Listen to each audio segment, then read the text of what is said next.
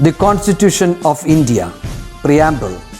We, the people of India, having solemnly resolved to constitute India into a sovereign, socialist, secular, democratic republic and to secure to all its citizens justice, social, economic and political, liberty of thought, expression, belief, faith and worship, equality of status and of opportunity, and to promote among them all fraternity, assuring the dignity of the individual and the unity and integrity of the nation. In our Constituent Assembly, this 26th day of November 1949, do hereby adopt, enact and give to ourselves this Constitution.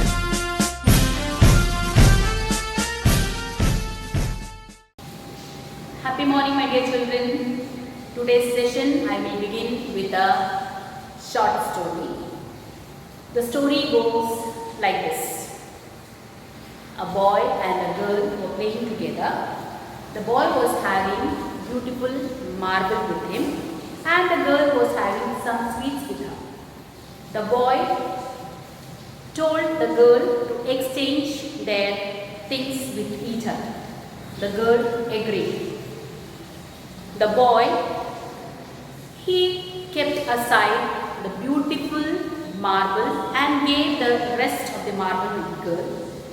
But the girl, she gave all her sweets to the boy. And again they started to play. In the night, the boy was not able to sleep peacefully as he was wondering whether the girl would have kept some sweets aside and given the rest to him.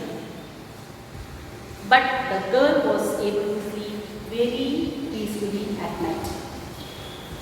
My dear children, from this story, I want to conclude that when we are giving anything to anybody, it should be 100%. So, the moral of the story goes like this. Give 100% to the relationship which we maintain with each other. It may be a child with a parent, a child with a friend, or it may be student-teacher relationship. My dear children, as if we are having a 100% relationship with each other, surely we will be the happiest in the world and we will be having a peaceful sleep. So my dear children, with this I move on to the next session, and that is chapter number 4, and the name of the chapter is Biotechnology, Principles and Processes. In this chapter, we are going to study about what is biotechnology and what is the tools required for the preparation of the products which are useful to the mankind. So, here you can see biotechnology is the branch of science which deals with the manipulation of organisms, animals, plants, etc. to generate products useful to mankind. So, as you know what is biotechnology, already this term you would have heard previously also, and it is been said that it is a branch of science. It deals with the manipulation of organisms. Manipulation means in the organism the genes will be altered and they will be modified, and these genes, when they will be modified and when they are altered, they generate products which are useful to mankind. And there are two types of biotechnology. One is old biotechnology and the second one is the modern biotechnology. In the case of old biotechnology, we can say that it deals with micro-mediated processes. From the word or from the statement itself, we can say micro-mediated. That is, microorganisms were used there as catalysts and many products were prepared there, such as preparation of wine, beer, vinegar, curd, etc. In the case of modern biotechnology, it is based on genetic engineering, now which is very much prevalent in this era. And here example, through this modern biotechnology, in vitro fertilization, that is production of test tube babies, is being done. Same way, synthesis of gene and using it in such a way that there will be new products useful to the mankind produced, as well as DNA vaccines were produced through modern biotechnology. So that is the difference between old biotechnology as well as modern biotechnology. Now the next one is related to the principles of biotechnology. There are two core principles, or we can say there are two core techniques which enable the birth of modern biotechnology. That is, number one, genetic engineering, number two, fermentation technology. Genetic engineering is a technique which alters the chemistry of genetic material, that is DNA or it may be RNA, to introduce into the host organisms and thus change the phenotype.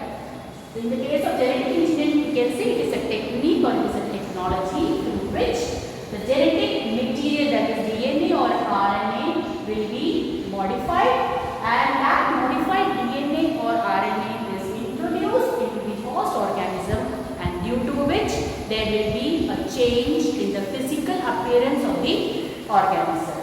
Second one is fermentation technology. Here it is said that maintenance of sterile environment to enable growth of only the desired microbes or cell in large quantities for the manufacture of biotechnological products like antibiotic, vaccines, enzymes, etc.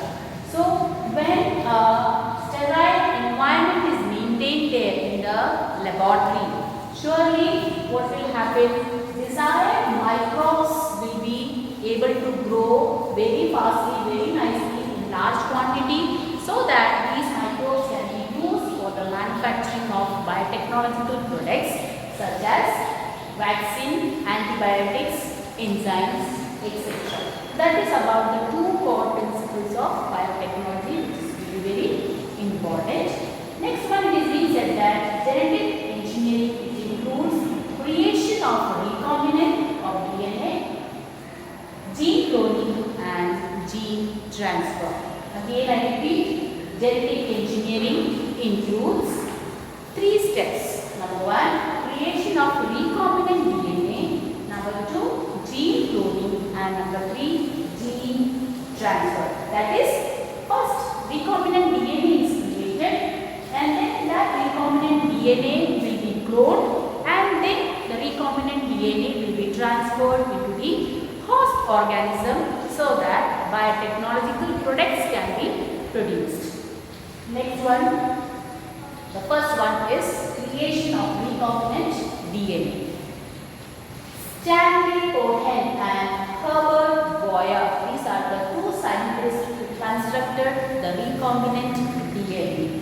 And you can see what is the step for the construction of recombinant DNA, where the scientists, they have given extra effort for the construction of rDNA. Number one, antibiotic resistant gene was isolated from the plasmid of Salmonella species. Salmonella species, the species is a bacteria, and this bacteria, we already have studied about the structure of bacteria in the previous years, and we know that in the bacterial cell there are two DNA. One is the normal DNA, the other one is the plasmid DNA, isn't it? So from the plasmid of this species, antibiotic resistant gene was isolated. And how it was isolated? By cutting a piece of DNA carrying antibiotic resistant genes at specific site. And how it was cut? It was cut by a scissor, which is known as molecular scissor, and in a biological term it is known as restriction endonuclease. So restriction endonuclease is able to cut the DNA into fragments, and we will be getting a desired fragment in which we need a desired gene. Now second one is the fragment of DNA was taken from the plasmid vector E. coli. From another vector E. coli, which is again a bacteria. From there, we can say that it's a plasmid vector, and from that vector DNA, it was again cut and it was kept aside. Now the third step is this foreign gene, that is this one, that is antibiotic resistant gene, was cut. This foreign gene was ligated or joined to the plasmid vector by DNA ligase. So DNA ligase, already we know about DNA ligase as well as restriction endonuclease, which we have already studied in our previous classes. DNA ligase is a molecular glue which is able to join the fragments of DNA, isn't it? So the cut part of the DNA was joined with the plasmid vector with the help of DNA ligase. We can see the diagrammatic part of the construction of recombinant DNA, isn't it? Here you can see a foreign DNA is there, and this foreign DNA consists or it contains antibiotic resistant gene, and with the help of restriction endonuclease, the foreign DNA was cut into pieces, and the desired part of the DNA is taken for the construction of our DNA. And this side you can see vector DNA or plasmid is there, which will be cut again by the restriction endonuclease, and this plasmid where it is having a cut, in that area the fragment of DNA from the aligned DNA, it was being joined by the DNA ligase, that is ligases joins foreign DNA to the plasmid, isn't it? Now this rDNA, this is rDNA, this is called recombinant DNA. Now this rDNA is transferred into the E. coli, and when it is being transferred into the E. coli, we know that this plasmid vector is autonomous, it is self-replicating.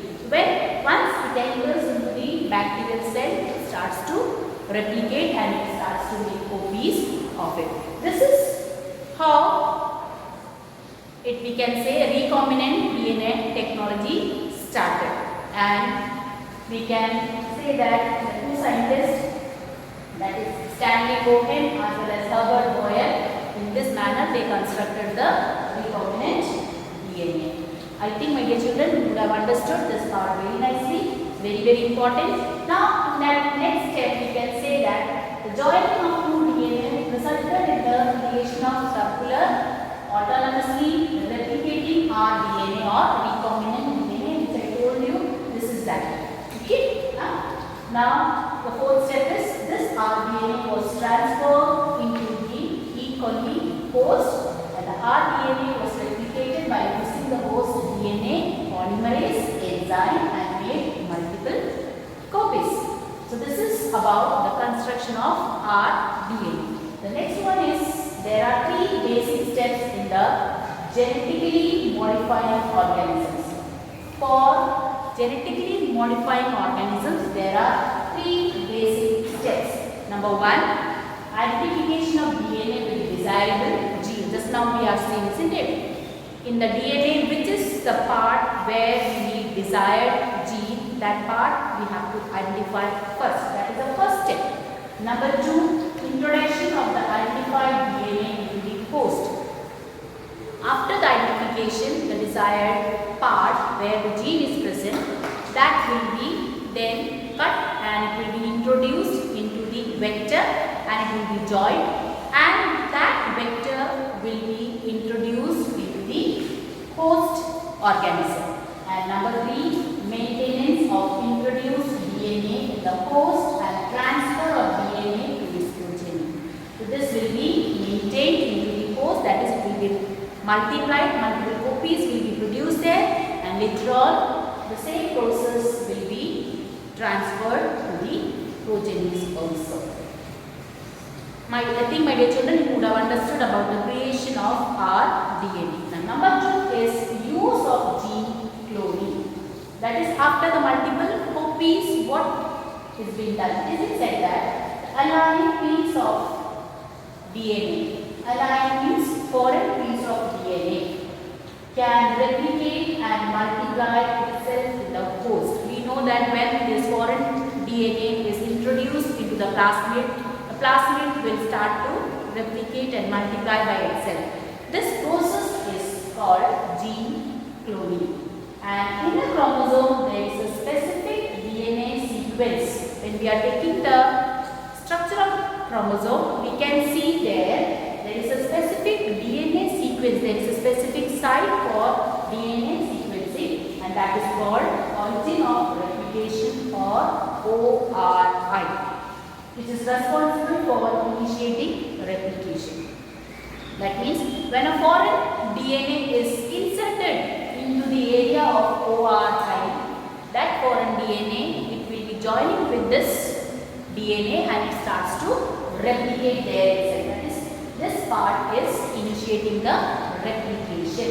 You can see here in this figure, you can see, isn't it?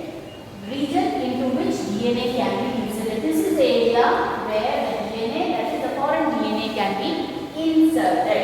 That is, ORI is the area where the DNA will be starting to replicate.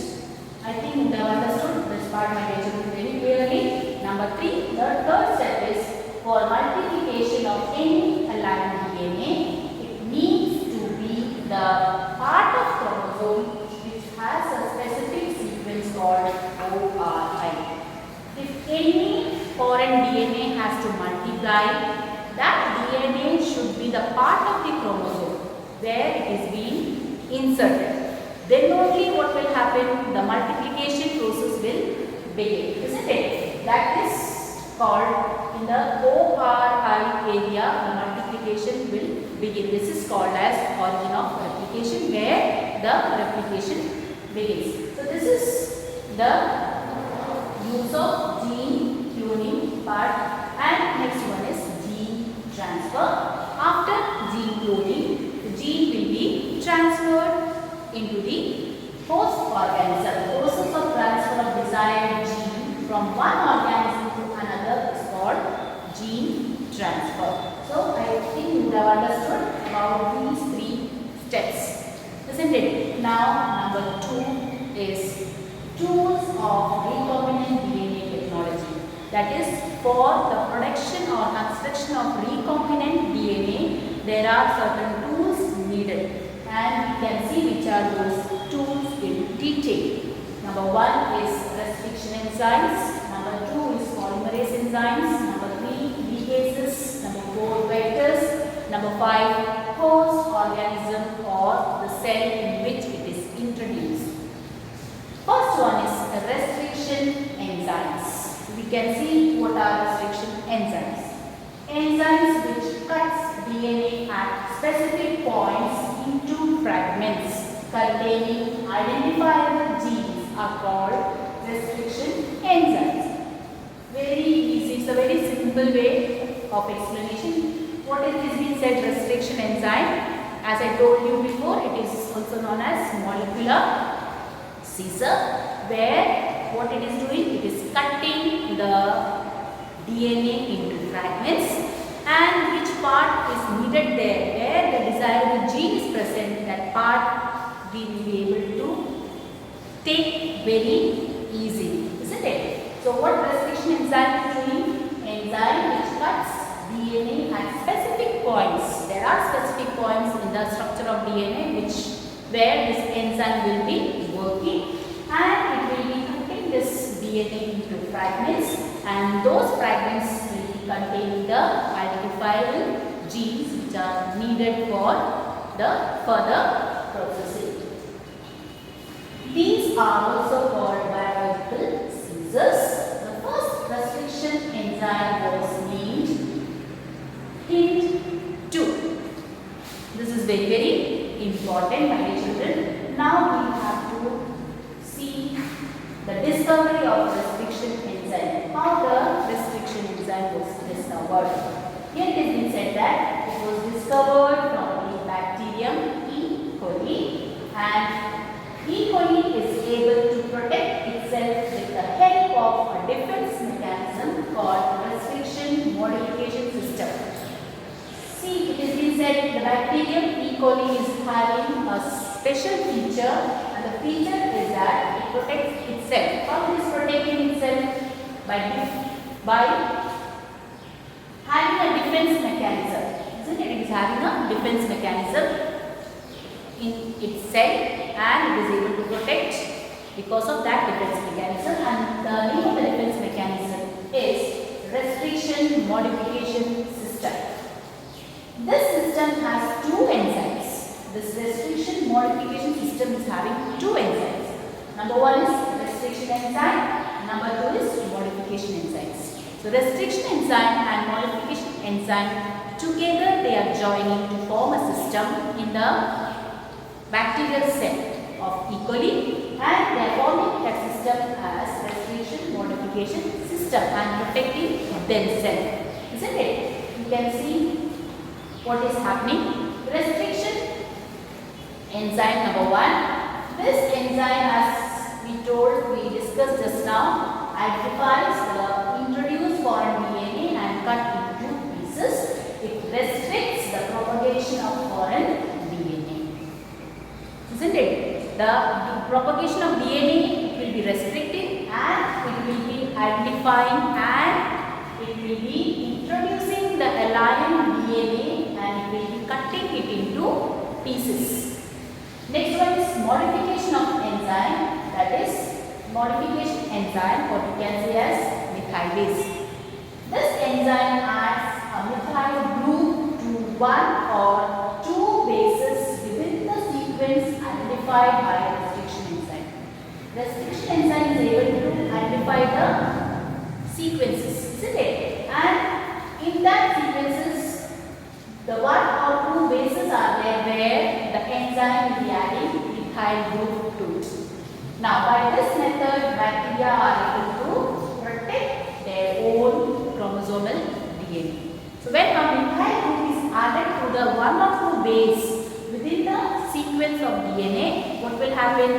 The bacteria will be able to protect its chromosome from the external attacks.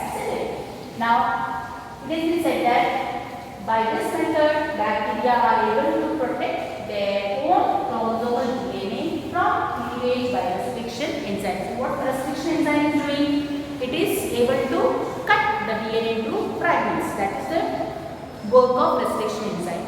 But when the modification enzyme is being activated, that time methyl group will be added to the sequence of DNA, so that the chromosome DNA, it will be protected by not being cleaved by the restriction enzyme. That is the role of modification enzyme. Now, you can see restriction enzymes belongs to a larger class of enzymes called nucleases, and nucleases are of two types, exonuclease and endonuclease. Exonuclease, the nuclease enzyme which remove nucleotides from the end part of DNA, from the name exo. Isn't it? Exo means outside or the end. So here we can say nuclease enzymes. These are nuclease enzymes which are able to remove the nucleotide from the end part of the DNA very easily. And endonuclease, from the name itself you can say these enzymes which make cuts at specific sites within the DNA. So in the structure of DNA, we can say that in between the DNA, fragments will be produced, and it is being produced because of exonuclease. Example for, so because of, it is not because of exonuclease, my dear children, it is because of endonuclease. And the example of endonuclease is restriction enzymes, which are also known as restriction endonuclease. Now, as we have studied about restriction enzyme in detail, we should know how this enzyme has got its name. That is, naming the restriction enzyme. In this, the first one, this part is very, very important, my dear children. First one, the first step goes like this. First letter of the name is taken from the genus name of the prokaryotic cell from which they have been isolated. That is, it has been said that from the prokaryotic cell, that is the genus name of the prokaryotic cell of its first letter is being taken, from which this restriction enzyme is being isolated. And example we can see here, FORI, isn't it? Comes from Escherichia coli RY13. Here E stands for Escherichia, that is the genus name of prokaryotic cell from which EcoR1 is isolated, isn't it? So this is the first letter of the genus name of prokaryotic cell, that is Escherichia, and begins with E. Now number 2, second step is, second two letters are taken from the first two letters of the name of the species.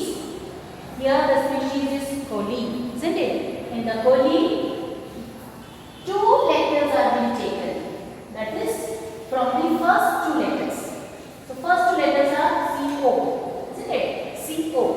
So CO is being taken from the species name, and here you can see the example CO stands for coli species name. Now the third step is, fourth letter is taken from the first letter of the name of the strain.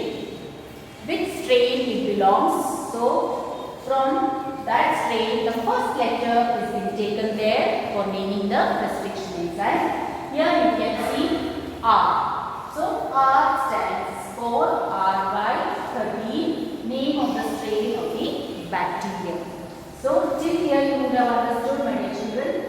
Now the fourth step is, the last letter is a Roman number indicating the order in which the enzymes were isolated from the strain of the bacteria.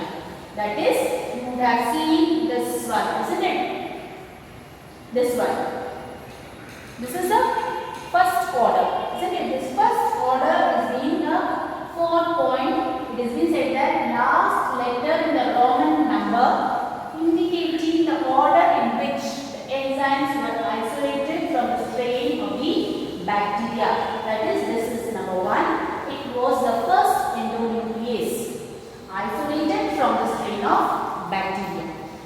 So in this manner, the restriction enzymes were named. Based on this thing, we can see a video. So now you can watch a video, my dear children.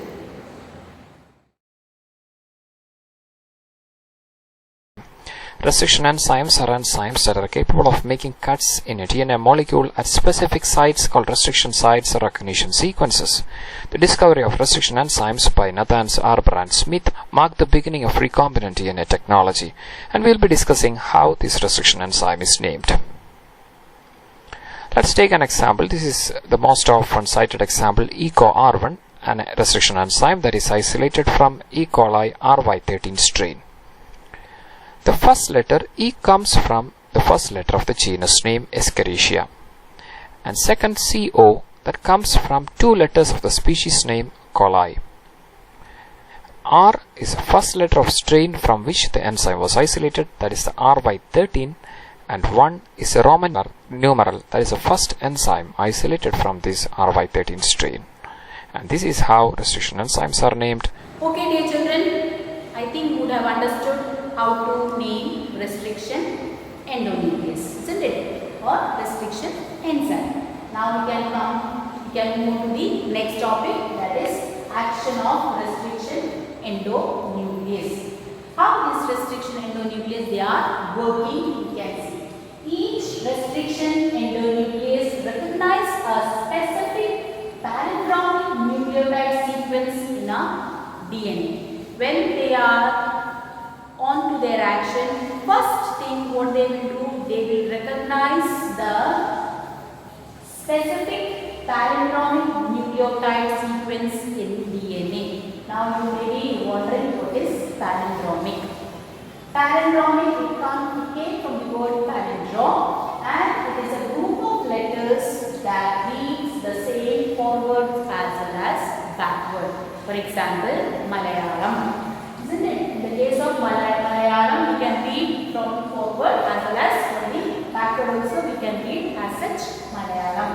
So in the case of palindromic sequence in DNA, we can say is a sequence of base pairs that reads same on two strands. We know that DNA is having two strands, 5'N as well as 3'N, and these two ends they are there in both the strands, isn't it? And here example you can see 5' GAATTC 3'. This is a one strand where you can see the palindromic sequence of the DNA. Again, the same thing, that is this it is becoming a palindromic. How we can see here, the 3'N begins with C as G is a pair of C, A is a pair of T, again A is a pair of T, again T is a pair of A, T is a pair of A, and C is a pair of G, and the 5'N's it will come. So what is this GAATC? Already we have studied in our previous classes related to GAATTC. They are the nitrogen base pairs. They are guanine, cytosine. Guanine is always pairs with cytosine, and adenine is always pairs with thymine. So this is the palindromic sequence which will be identified with by the restriction endonuclease, and here it will make the cut. Okay. The recognition sequence with recognition site within the DNA is called palindromic nucleotide sequences.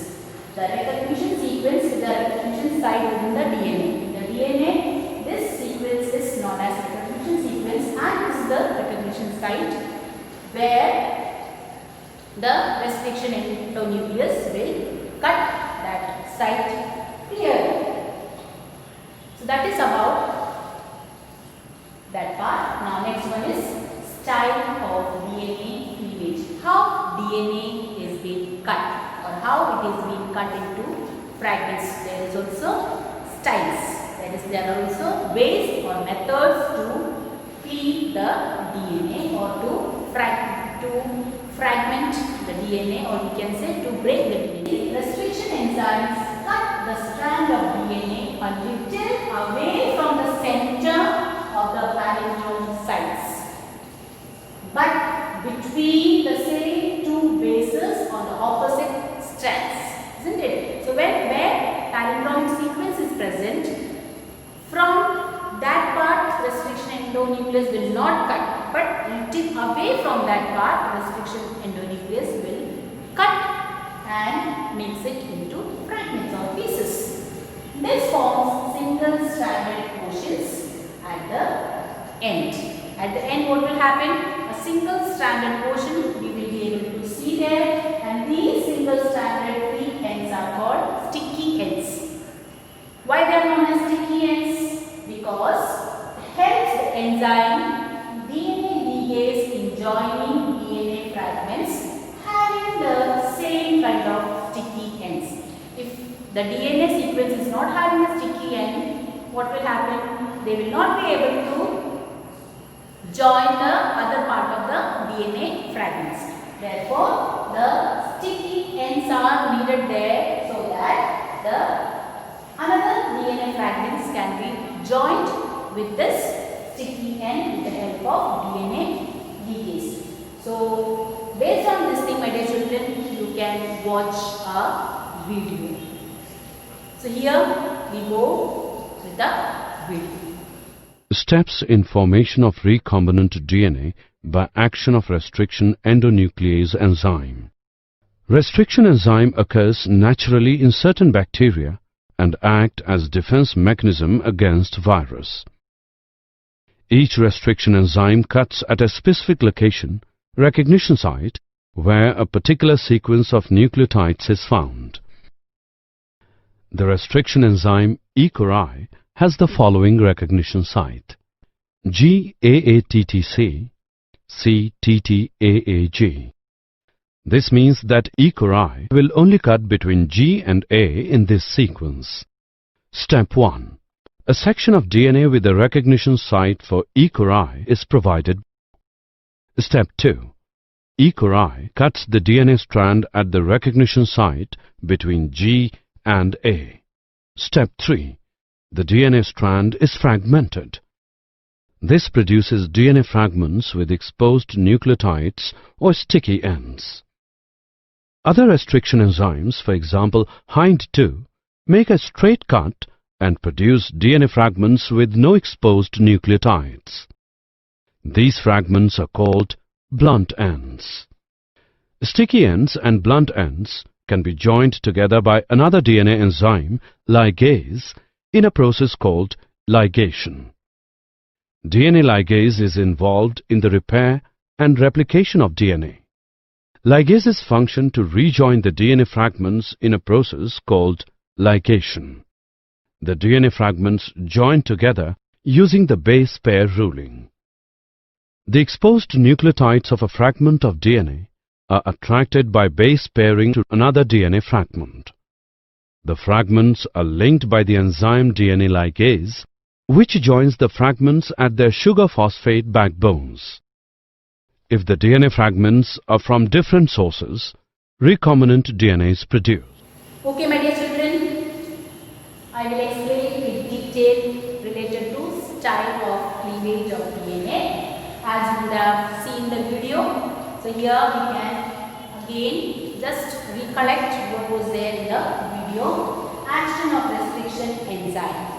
Here you can see the enzyme cuts both DNA strands at the same site.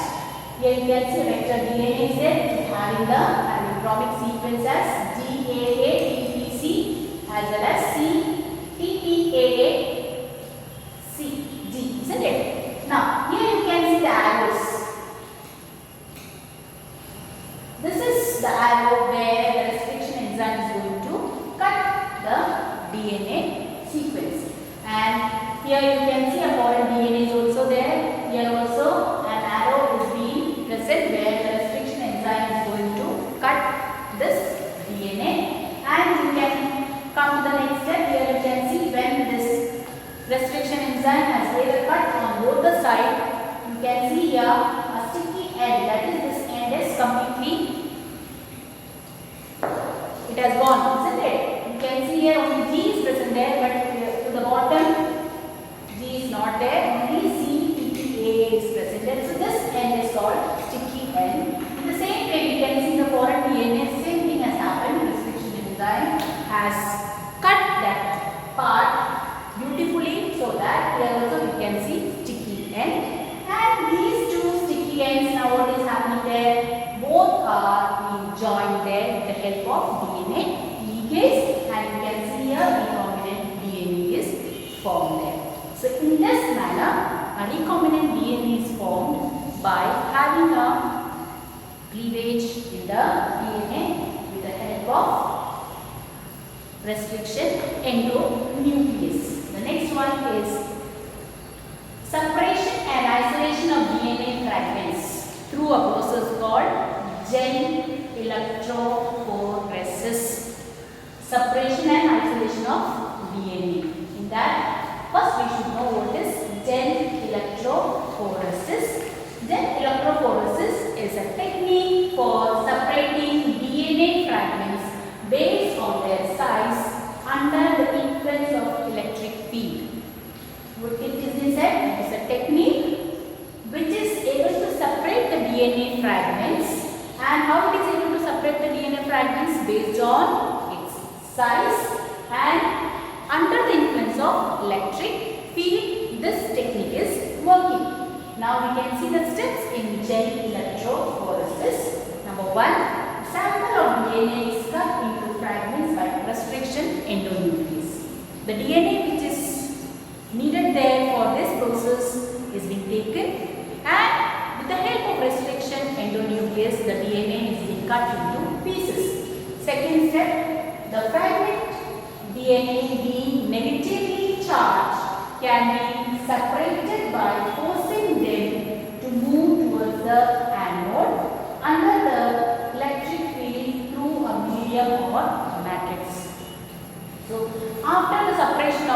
DNA which is being fragmented. As we know that DNA, they are negatively charged, so they will be forced to move towards the positive area under the electric field, and this has been done through a medium or a matrix. You can see here separating of DNA is being taking place with the help of gel electrophoresis. The smaller the DNA fragments, the faster and further it moves. So how much smallest piece is being cut there, that much, that is due to that smallest piece, what will happen, that smallest piece will be traveling much faster than the larger one. Okay, so here you can see the first part is a gel area, or this is gel electrophoresis technique, where on this part a mixture of DNA fragment is being present there, and DNA plus restriction enzyme, that is DNA is there, as well as this restriction enzyme is also being added there. What will happen? This enzyme will cut this DNA into fragments. Here you can see through this electric field, that is electricity is being provided there. This is an electric field, and you can see here this is the positive part and this is the negative part, and it is being connected by a power source. And when this matrix is being connected with this power source, what will happen? From the negative end, we know that DNA, they are negatively charged, so from the negative end the DNA will start to move the positive area. And how it is moving, how much smallest pieces is there, those smallest pieces will be moving faster than the larger pieces, and they will be arranging in this manner. The larger pieces will be always, they will be on the back part, and the smallest pieces will be there in the anode area. You can see, so larger fragments you can see in this area, and the shorter fragments you can see in this area. So this is how gel electrophoresis is working there, for separating the larger fragments with the smaller fragments in the DNA molecule. So I think you would have understood about the gel electrophoresis. So second step we have seen, as I have explained to you all the process, we can see what is the third one. Commonly used matrix, already I told you medium is used there, isn't it? So this matrix which is being commonly used there is agarose, and you know that what is agarose? Agarose is a natural polymer extracted from seaweed. Okay, it is a seaweed, and from there polymer is extracted, that is a natural polymer, and that is agarose, which is used there in gel electrophoresis. Number fourth step is the DNA fragments separate out according to their size because of the sealing property of agarose gel. So as we have seen the picture here, see this is a gel, isn't it? So this is an agarose gel, and this gel is having a sealing effect, and because of that only what is happening, the DNA fragments, they are separating themselves into, or we can say according to the size, that is larger as well as smaller size. Hence the smaller the fragment size, the further it will move. So how much smaller part is being produced there, that smaller part will be moving very fastly as compared to the larger part of DNA. The separated DNA fragments are visualized after staining the DNA with deuterium bromide. Deuterium bromide is a chemical which is used there to see the DNA molecule very clearly. So by using this chemical, the separated DNA fragments will be visualized very nicely, and it is followed by exposure to UV radiation also. So when this separated DNA, which are larger fragments as well as smaller fragments, when they are exposed to UV radiation as well as this deuterium bromide is being stained there, what will happen? We will be able to visualize the separated DNA as larger as well as smaller very clearly, and they will be having color also. You can see the DNA fragments are seen as orange color band on the gel, isn't it? Next one, the separated bands of DNA are cut out and extracted from the gel piece. As they are now in the gel piece, they will be separated, they will be then cut. And that process is, or that step is known as elution. The purified DNA fragments are used in constructing recombinant DNA. So first thing, for the construction of recombinant DNA, the DNA has to be purified, isn't it? So for the purification process, the process called as gel electrophoresis is used there, which is able to purify the DNA molecules. So I think, my dear children, you have understood this much portion very nicely, as you can understand it more nicely if you are going through the virtual class 1 or 2 or 3 times again and again. So with this I end this topic here, and we will be meeting soon in the next class. Till then, have a nice day.